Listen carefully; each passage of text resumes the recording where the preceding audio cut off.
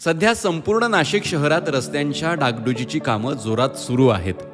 आगामी सिंहस्थ कुंभमेळ्याच्या तयारीसाठी ही कामं सुरू असली तरी त्यामुळे शहरात मोठ्या प्रमाणात धूळ उडताना दिसतीये.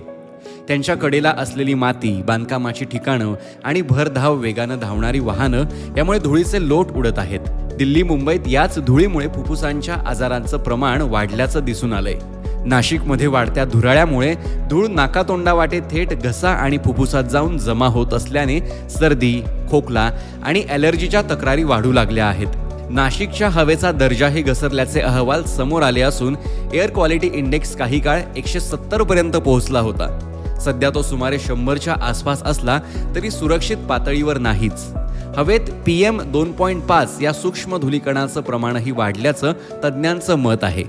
त्यामुळे नाशिककरांनी आत्ताच सावध होणं गरजेचं आहे. घराबाहेर पडताना मास्क वापरा. धुळीचे प्रमाण जास्त असल्यास रस्त्यावरून जाणं टाळा. दिवसभर भरपूर पाणी प्या. दिवसातून एकदा निलगिरी तेलाची वाफ घ्या आणि गवती चहा, आलं, तुळस, काळी मिरी घालून केलेला काढा प्या.